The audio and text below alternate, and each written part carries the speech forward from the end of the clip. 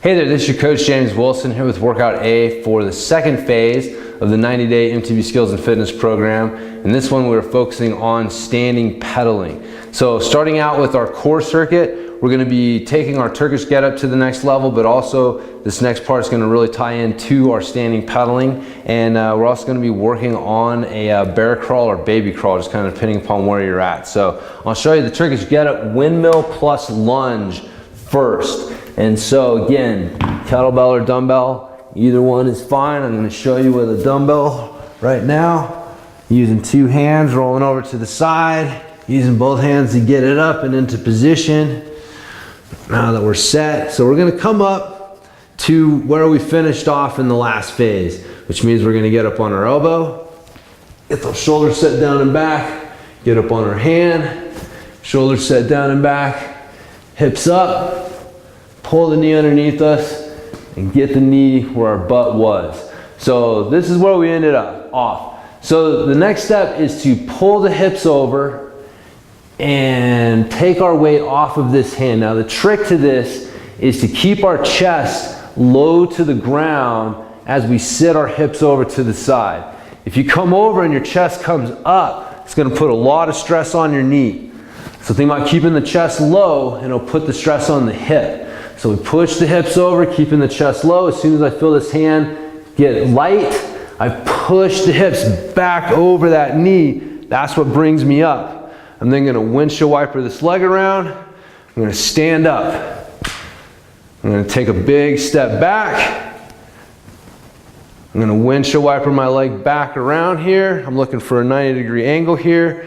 And now I'm gonna bring the hips over, let the chest come down, get my hand on the ground, bring myself over.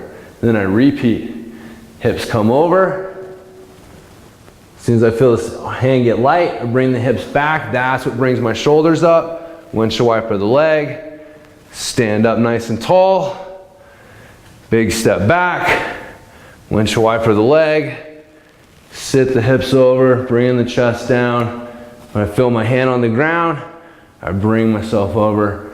And then again, repeat. When I'm done with all of that, when I'm done with all my reps, I just extend the leg, drop the hips, down to the elbow, down to the back.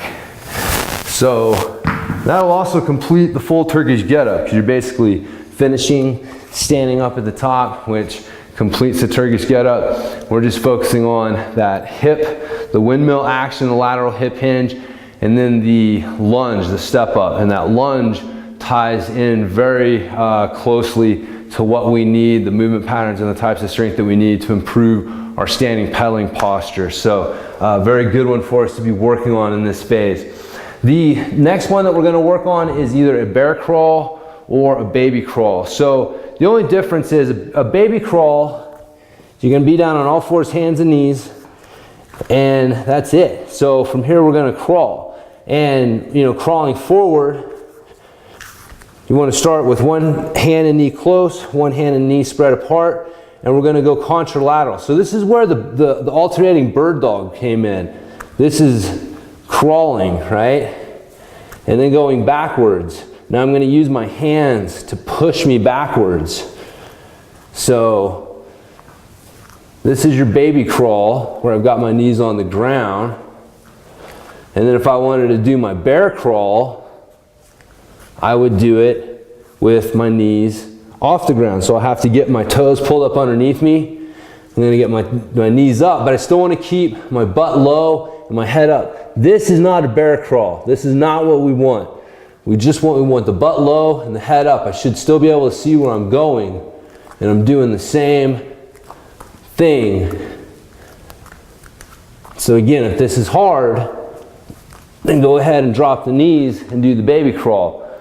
Along with forward and backwards, you need to work side to side. So for that, you're going to have your hands together and your knees apart. And then you're going to go knees together, hands come apart, hands together, knees apart, knees together, hands apart.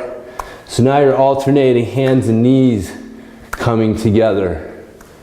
So you're going to go both ways with that. So one rep is going to be 10 paces forward, 10 paces back, 10 paces to one side, 10 paces to the other side. So just play around with that. It's gonna feel a little awkward and funny at first. The main thing you're watching is you want that contralateral, the opposites. When you're moving your right hand, you want your left leg moving with you. You don't want right hand and right leg, left hand. That's not what we want. We want opposites like this, like if we were marching or walking, it's that contralateral that we want to work. So there you go. That's going to do it for your core circuit. Your focus circuit, we're going to have a goblet squat and an inverted row. And with this one, we're adding in a pause at the bottom. So you're going to get a 3-second pause in the exercise. With the inverted row, it's going to be at the top. But the main thing is you don't want to relax at that point. It's not it's not a point to take a break. You want to stay nice and tight, work on that isometric strength, and then use that tension to drive yourself back out of the hole. So if you're going to do a goblet squat, show you first with a dumbbell. You're going to hold it like this in front of you, and this is where having your hands in and using your elbows as your guide with your bodyweight squats in the first phase comes in handy, because it will just help you with this one. So we're gonna do the same thing. You're gonna sit your butt down like you're trying to sit on a curb behind your heels, staying balanced on your feet.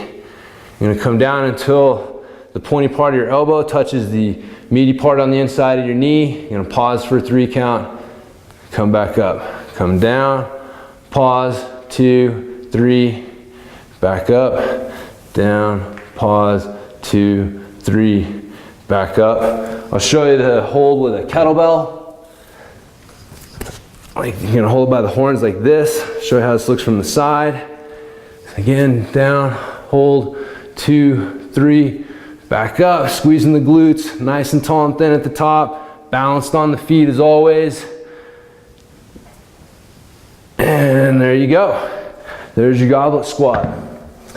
Your inverted row, I actually have a TRX, but I'm going to show you with what I call the poor man's TRX, which is a piece of rope. It's a 10-foot piece of rope, 3/4 inch rope you can get from Home Depot or any hardware store like that. And so you don't really have an excuse to not do inverted rows. I know these things get pretty expensive, but most people can afford the 10, 15 bucks it'll cost to get you a piece of rope. And so you just tie some knots off on the end and you're ready to go.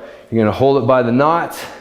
You're gonna lean back, and the further in you are, closer to the suspension point, the harder. So this is harder than this.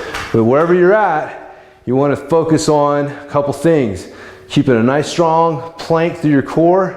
You wanna not lead with your chin. So I'm not doing this, it's not a chin up.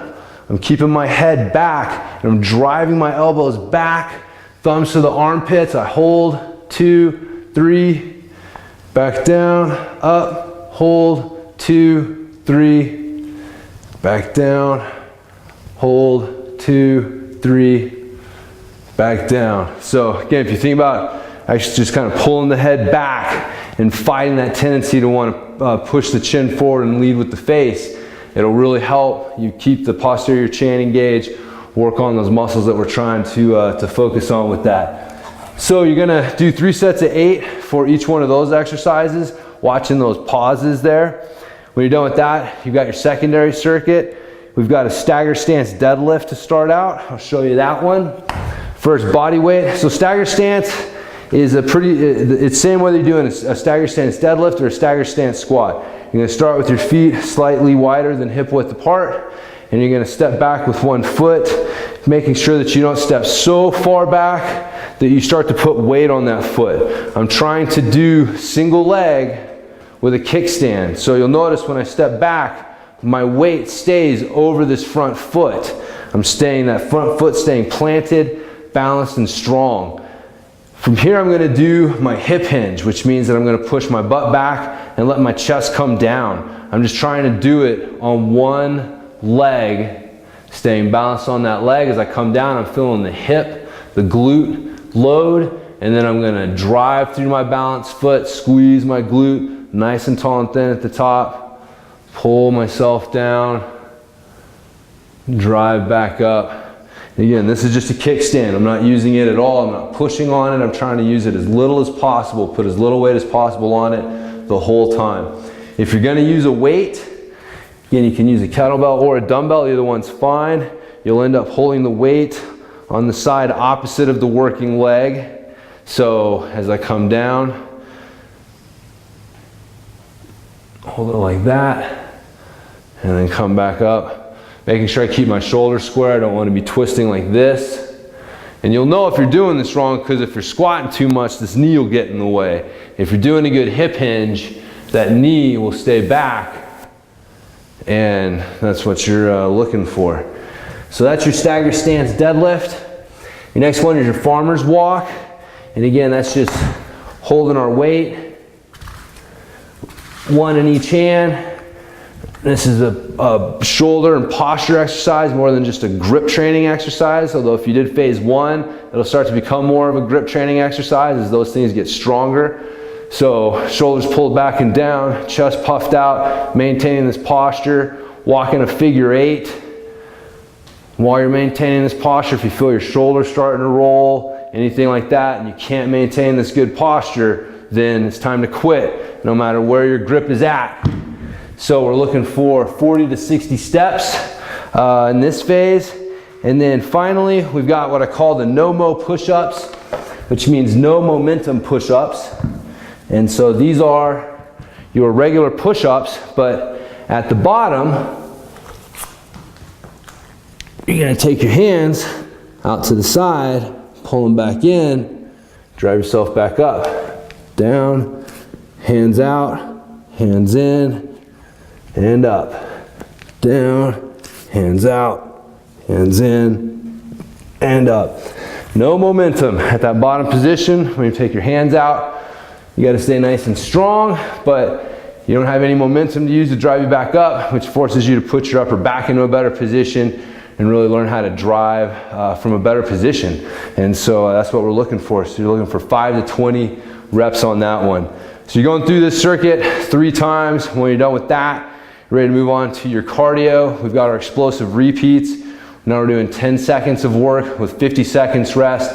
In this phase, you should try to run. Preferably you can get outside and do some sprints. If you can't do that, then try and get on a treadmill and do that as best you can. But running and getting the sensation, especially sprinting, and getting that sensation of falling forward and having your gravity just in front of you, but not quite being able to reach it, that whole sensation that you get from sprinting is what you want to be applying to both posture-wise and feeling-wise to your bike with standing pedaling. So it'll tie in very effectively with your standing pedaling efforts this phase if you're able to run. If not, you can use a bike or a row or some other piece of cardio training equipment, but this is one phase where I encourage you to try and run if you can. And again, focus on that falling forward sensation and posture, not just running standing upright, but again, in the you'll see in your skills drills, the sprinting plus bike sprints drill will kind of go over some of the basics of sprinting there if you need a refresher, if it's been a little while. So, but anyway, so that's going to do it for workout A, and I will talk to you in workout B.